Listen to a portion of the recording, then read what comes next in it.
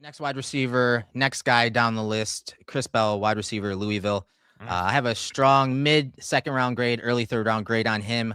And honestly, if he didn't get injured, he tore his ACL against SMU, which was like one of the last games, I think Yeah. the second to last game. Just that he was healthy enough to hurt my Hurricanes and put up 9+ catches and 130+ I'm yards. sorry. We do have some of those clips Of in course here. we do. Yeah, of course we do. It's fair. 6'1" and 7/8, 222 pounds. No 40-yard dash time for him, but there's a lot of really good things to see on him on film. And I don't know when he's going to be ready exactly, but if he hadn't gotten hurt, man, he's probably higher than a second round grade, honestly. He's got the alpha mentality, but he also has, just from watching film, I don't know this kid. From watching the film, he's got the alpha mentality, but some of the diva that comes with that alpha mentality. Thank you. He wears his emotions on his sleeve. That's but exactly. not and I put that as a way. negative. Yeah, I put that as a negative. I don't like to. This might be nitpicky, so please don't yell. I don't like the dudes who get open and when they don't get the ball, they're showing the quarterback up, throwing tantrums. I don't like that. I don't like that at all. And I get it. He's a competitor. I don't like that. And I also tie that in with a little bit of, there's some times in this Clemson game, actually in particular, he takes some shots at some guys that are kind of borderline, maybe like that might be a little dirty or cheap. But I mean, I get it. Alpha type of guy, like you said, and roughly 6'2", 220 pounds. He looks the part. He tries to play the part. It's hard not to see him and get excited for the traits. Yeah, great size. And that size, he uses it well. He forces defenders to work through him. He's able to shield the ball. He's got some snappy stop routes. And he's that alpha mentality. He's that X-type wide receiver. He's got a pretty good route tree, and he's got the size to go with it. So I do think he's a really good X wide receiver prospect. And he can, go deep. He can separate with speed. He can separate on the back shoulder stuff, the 50-50 stuff, but he can snap those routes off and be wide open for Josh Allen if he were to go through him. Drops his hips to make breaks, active hands through the stems, plucks passes. Again, when the ball's in the air, that alpha mentality comes out, and it is his, and he can win, again, at all three levels. So let's take a look at some of the film on him after we get to this super chat. Just the tippy canoe. Tippy canoe. The Chiefs drafted Royals last year. If they drafted KC this season, they literally have KC Royals. That's a very good observation. Honestly, that's one of my negatives of the Bills taking Concepcion, is because I don't want to have to think of like KC every time he makes a play. I just think Kansas City Chiefs Concepcion, but that will be very fun. They in theory should have to take him so that way they could have KC Royals. Right. And obviously we didn't mention it, but maybe it's obvious to most people that cover the draft and watch the show, is that Concepcion was born in Rochester from what I read. Rochester boy. So he is a Western New Yorker.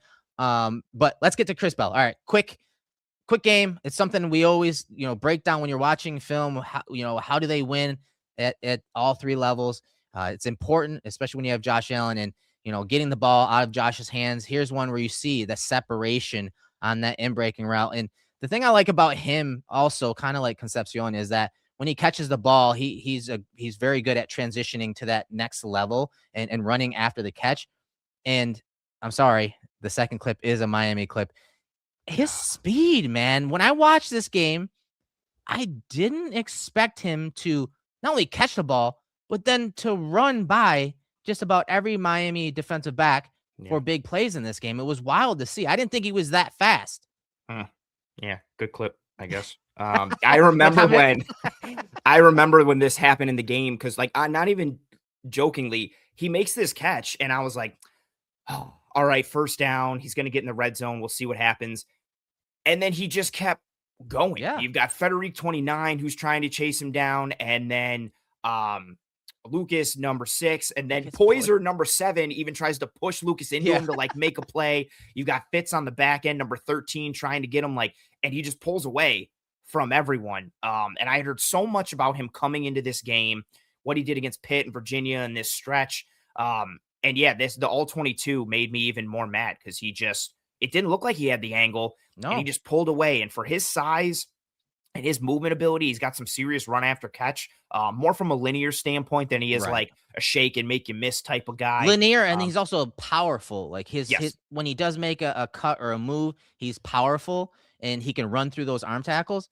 And on this play, they ran these drag routes and crossing routes for him all game. I don't know how the Hurricanes didn't adjust, But one thing that showed up on film in this game, but also in his other film, is his ability to get his eyes to the quarterback and just the body language. We always talked about it with Cole Beasley and Josh Allen. The body language is important to Josh, and you see the let up in the route by Bell here. But then you see him once again catch it with his hands, and he's in position to break a tackle, get upfield, and again pull away when he probably shouldn't have.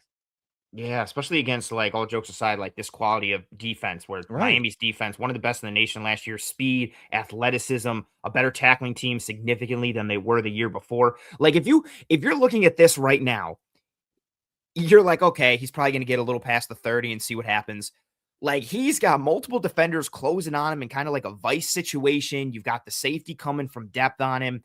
And he makes himself friendly, gets the ball, number one, takes not the best angle, but then all of a sudden he gets upfield and now Poyser, the safety number 7, his angle is dead and he just pulls away. And again, that type of movement for a dude who he's 6'1" and 7/8. I'm saying 6'2". For a dude who's 6'2", 220 pounds, like that type of movement is really freaky and kind of scary. Look at the giddy up right there to pull away from 8, Jacoby Thomas. Like that, boom, right there. He picks it up at the 20. Gallops a little bit, pulls away. Just really, really, really nice. Oh, we got another super Coco chat. Chunky with a super chat here. Appreciate you. I like this. So he's talking about Bishop Fitzgerald, the safety from I USC. like the idea. I like the idea. And not just for the names. That kid is always around the ball and making plays, dude. Yeah. I like Bishop Fitzgerald. I actually like him more than Kamari Ramsey, the other safety from USC. But yeah, give us all the Bishops. And then Miami has a safety with Fitz in his name. Like he was a true freshman this year. Get him down the line. Just get all the Bishops, all the Fitzes. Bring back Ryan Fitzpatrick. Get all the Fitzes, all the Bishops. Let's do it. I love it. Bottom of the screen, Chris Bell, just a speed out, nothing fancy, but it's after, it's understanding that he's only got with a post safety back, he's only got to beat that corner. So he's aware of the angle of that corner as he about to catch it. Look him see it, look it in. And then right here, he peeks at the angle that corner's taken. And what's he do? Boom, puts his foot into the ground, cut back inside. And he's again able to shed that tackle and get upfield for more yards after the catch. Is something he does really well. And I didn't expect it given his size, but he does a really good job of body language, like you saw in the last play, but also setting up that next move to make a defender miss or to make a defender fall off of him as a tackler. Yeah, a lot of out routes, and I would say like routes they've kind of functioned around the first down marker for him, and it's understandable. Like just get the ball in his hands. It's going to be tough for corners, especially in college, to have the size or the physicality to match with him. And if you don't take the proper angle, if you don't form him up with his size and his frame and his willingness to get yards after the catch, it's just so hard to bring him down. You see like the momentum in the force. He just shakes off that corner. And then again, he's not going out of bounds. Like he's not going to, okay, cool. I made my play. Let me duck out. He knows what he has in his size and frame. And then whether it's the competitiveness or the alpha nature, like you talked about, he's trying to get more yards. He's trying to make something happen, even though he's got bodies converging on him.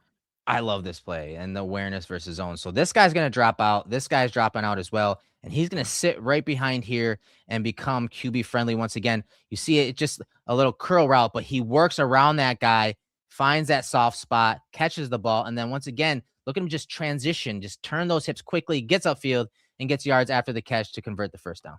This is one for me. Like it's such a small thing. I'm such a sucker for these little like snags and hitches where you see that number one receiver or any receiver exactly like curl right around and slither right around like a dropping defender, usually that flat defender or that hook curl guy.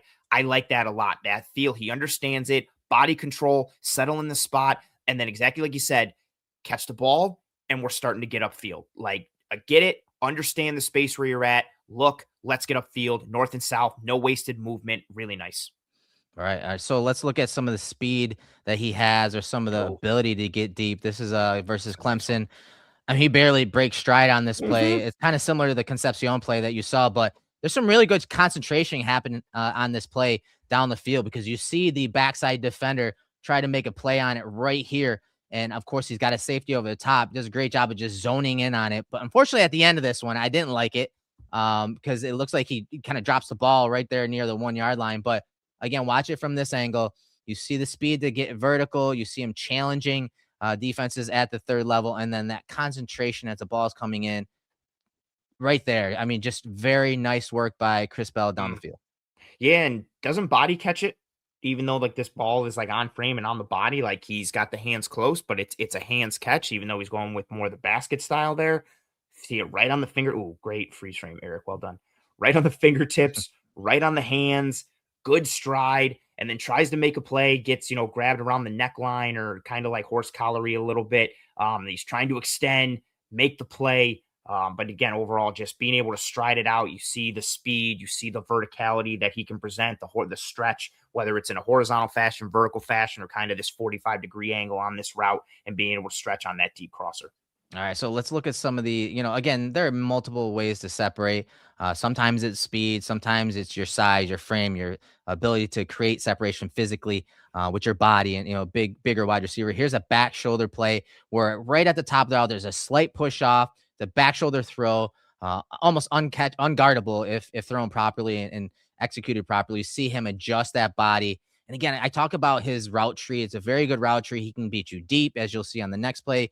He can beat you on the intermediate level on those deep outs.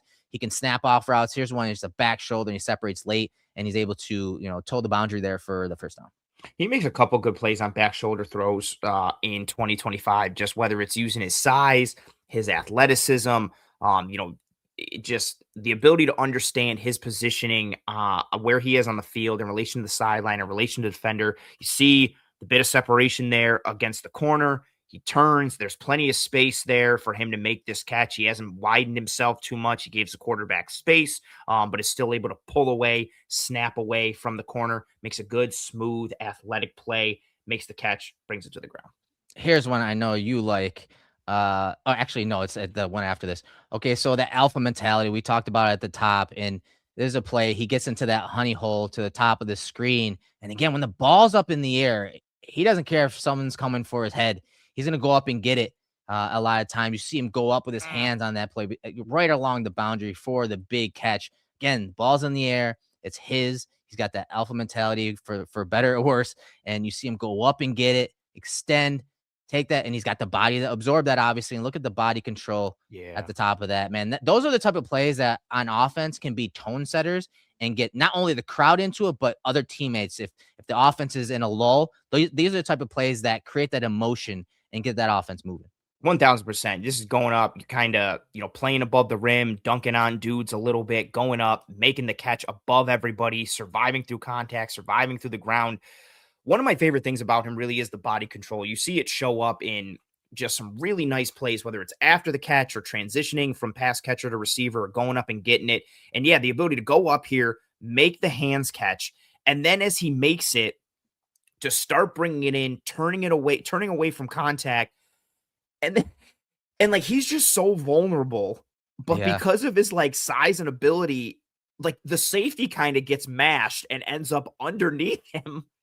And Yeah. also from a safety perspective, I wish the safety, like, you got to go up and annihilate him. Put your shoulder into his gut. Yeah. Don't go in with your hands. Like, you got to absolutely murk that wide receiver. But Agreed. shout out to Bell going up, getting in. Like you said, that's a momentum generator. That's a tone setter. It got the crowd pumped, the sideline pumped. That's a big boy play going up and getting it in that honey hole, knowing contact is coming. Here's a game versus Pitt, third down, as you see there. This is just crazy. This is that, again, kind of getting that too high shell. You see him snap that route off. Corner does a great job of staying underneath it in trail technique. But again, he doesn't Yeah. just let that happen. What's he doing? He tips the ball to himself at the Just catch crazy. point and catches it along the sideline and still gets yards after the catch.